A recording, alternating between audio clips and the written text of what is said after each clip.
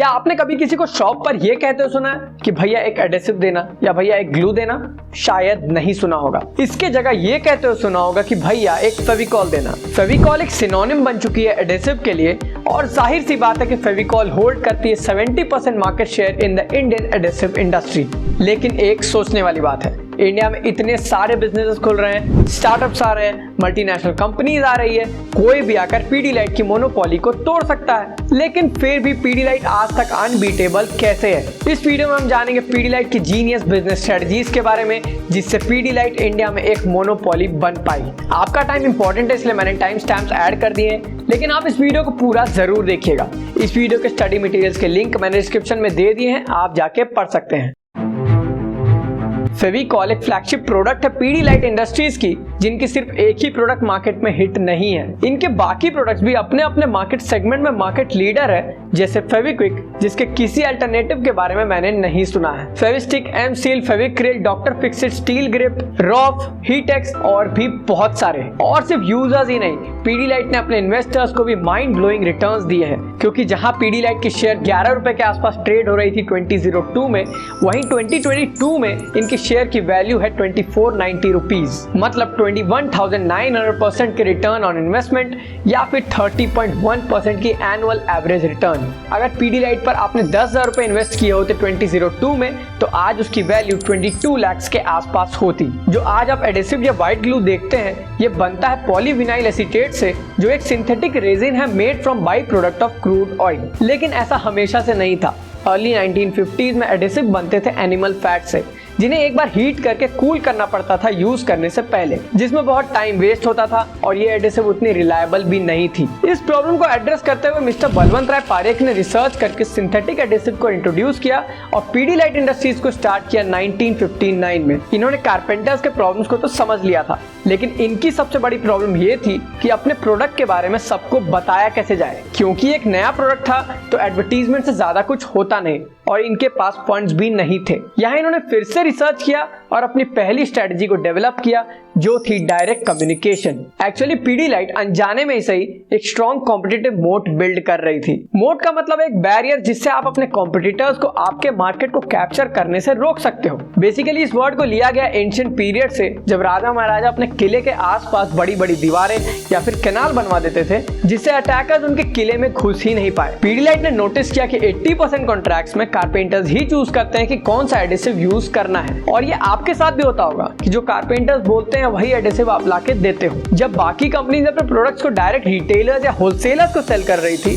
तब पीडीलाइट ने directly carpenters को अप्रोच किया। कारपेंटर्स को फ्री ट्रेनिंग दी उनके प्रोडक्ट को यूज करने की, उन्हें फायदे बताए और उन्हें रियलाइज कराया कि उनके प्रोडक्ट को यूज करने से उनका टाइम और कॉस्ट दोनों ही बहुत बचेगा। और ये बात कारपेंटर्स के लिए बहुत बड़ी थी, क्योंकि जितना जल्दी वो काम करेंगे उतने ही ज्यादा उन्हें क्लाइंट्स मिलेंगे, उतनी ही ज्यादा उनकी अर्निंग होगी। और ऐसा भी नहीं था कि पीडीलाइट जो क्लेम कर रही थी वो गलत हो, उनकी क्वालिटी सामने दिखती थी। पीडीलाइट ने अपने कैंपेनिंग को और स्ट्रॉन्ग करने के लिए 1.6 लाख कारपेंटर्स को जोड़ लिया फेविकॉल चैंपियंस क्लब में, जहां वो कारपेंटर्स को न्यू स्किल्स की ट्रेनिंग देते थे और साथ में उनसे क्रिटिकल फीडबैक्स भी लेते थे। कारपेंटर्स के साथ अपने रिलेशन को और स्ट्रॉन्ग करने के लिए पीडीलाइट ने 1980s में एक और गेम चेंजिंग मूव चला। उन्होंने देखा कि सारे कारपेंटर्स वही घिसी पिटी डिजाइन को ही यूज करते हैं हर एक फर्नीचर में, डिजाइन की बहुत कमी थी। तो इसके लिए पीडीलाइट ने लॉन्च किया फेविकॉल फर्नीचर बुक, जिसमें बहुत से मॉडर्न फर्नीचर डिजाइन्स होते थे इंडियन हाउसहोल्ड्स के लिए, और इसके millions of copies Pidilite free में ही डिस्ट्रीब्यूट कर देती थी। 2008 में अपनी 25th एडिशन की 7 मिलियन कॉपीज इन्होंने फ्री में डिस्ट्रीब्यूट किया था।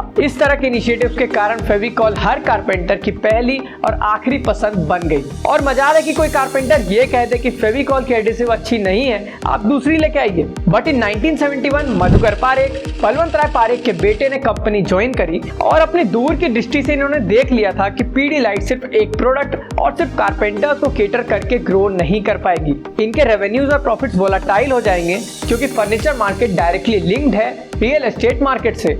रियल एस्टेट मार्केट डाउन जाएगी तो इनकी रेवेन्यू भी डाउन चली जाएगी। इसे सॉल्व करने के लिए इन्हें नए प्रोडक्ट्स लॉन्च करने पड़ते और कंज्यूमर अवेयरनेस को भी बढ़ाना पड़ता। लेकिन यहाँ भी दो प्रॉब्लम्स थी। पहली तो ये कि कंज्यूमर अवेयरनेस बढ़ाया कैसे जाए, कारपेंटर्स की तरह डायरेक्टली कम्युनिकेट तो कर नहीं सकते हैं, और दूसरी कि आखिर कौन से नए प्रोडक्ट्स बनाए जाएं। पहली प्रॉब्लम को सॉल्व करने के लिए उन्होंने चुना एडवर्टीजमेंट्स को, और मैं ये दावे के साथ कह सकता हूँ कि ऐसा कोई नहीं होगा जिन्हें पीडीलाइट की फनी एडवर्टीजमेंट्स याद ना हो, खासकर 1990s के लोगों को। पीडीलाइट ने ओगिलवी एंड मेथड, जो एक इंडियन ब्रिटिश कंपनी थी, उन्हें अपने एड्स बनाने के कॉन्ट्रैक्ट दिए। लेकिन उनके एड स्ट्रेटजी में एक खास बात थी। उनका कहना था कि उनकी एड ऐसी होनी चाहिए जिसमें उनकी यूएसपी जो है स्ट्रॉन्ग बॉन्ड, वो साफ साफ दिखनी चाहिए, जिन्हें देखकर लोग रिलेट भी कर पाए और उनके फेस में एक स्माइल भी आए। इन सबको ध्यान में रखते हुए उन्होंने ऐसे ऐसे एड्स बनाए जिन्हें देखकर लोग सच में फेविकॉल से पूरी तरह से कनेक्ट हो गए। उनके एड्स ने बहुत से इंटरनेशनल अवार्ड्स भी जीते हैं,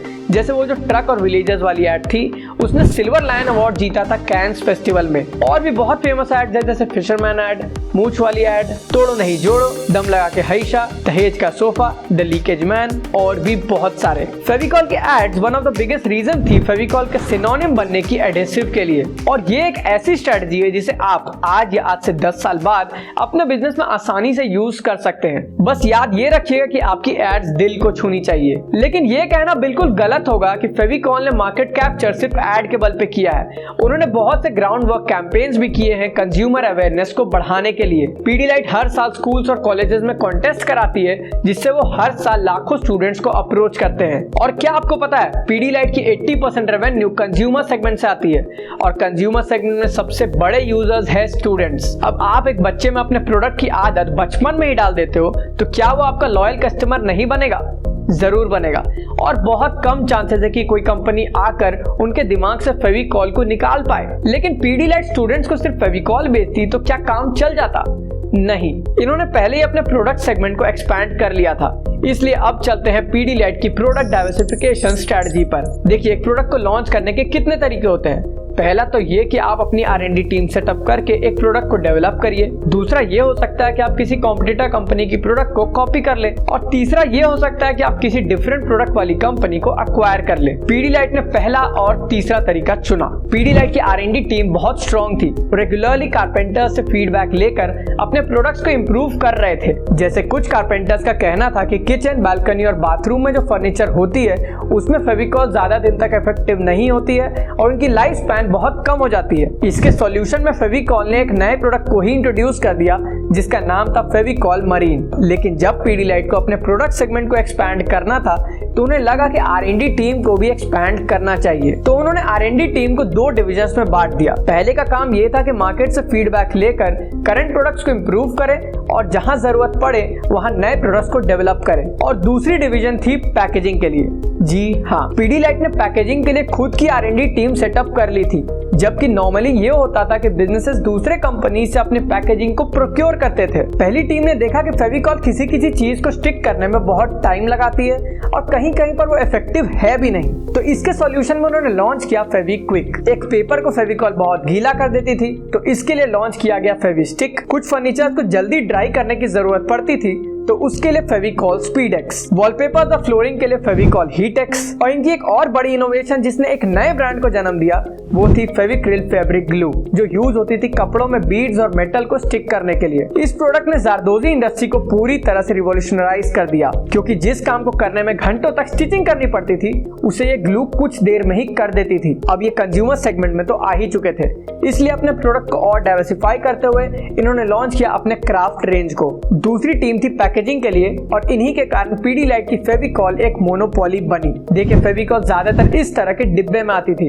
और इनके छोटे साइज अवेलेबल भी नहीं थे, जिन्हें यूज करना कंज्यूमर के लिए आसान नहीं था। इसके लिए पीडीलाइट ने एक ऐसे पैकेजिंग को इंट्रोड्यूस किया जिसने पूरे ग्लू इंडस्ट्री को ही बदल दिया, द 30 ग्राम पैकेजिंग। लेकिन इस स्टेप को मैं गेम चेंजिंग मूव क्यों बता रहा हूँ, चलिए एक मैथ से समझते हैं। 2011 के डेटा के हिसाब से इंडिया में 25 करोड़ हाउस होल्ड है। अब मान के चलते 80% हाउस होल्ड रेगुलर अपने घर में एक फेविकॉल की ट्यूब रखती है। तो अगर एक हाउस होल्ड 23 ग्राम की 5 ट्यूब यूज करती है पूरे साल में, तो 20 रुपीज के हिसाब से इनकी रेवेन्यू हो जाती है 2000 करोड़। और ये तो सिर्फ एक सिंगल प्रोडक्ट की एग्जांपल है, और भी प्रोडक्ट्स थे पीडीलाइट के पास। इनकी पैकेजिंग टीम कंज्यूमर से फीडबैक लेकर इनोवेशन करते रहती थी। इनके एक इंटरेस्टिंग इनोवेशन के बारे में मैं बताता हूँ। ज़ारदोजी इंडस्ट्री में जो विमेन काम करती है उनका ये कंप्लेन था कि फैब्रिक ग्लू की बोतल या ट्यूब वाली पैकेट को यूज नहीं कर पाती है। इसके सॉल्यूशन में पीडीलाइट ने मेहंदी कोन के शेप में फैब्रिक ग्लू को लॉन्च कर दिया, क्योंकि विमेन मेहंदी कोन को अच्छे से यूज कर लेती थी।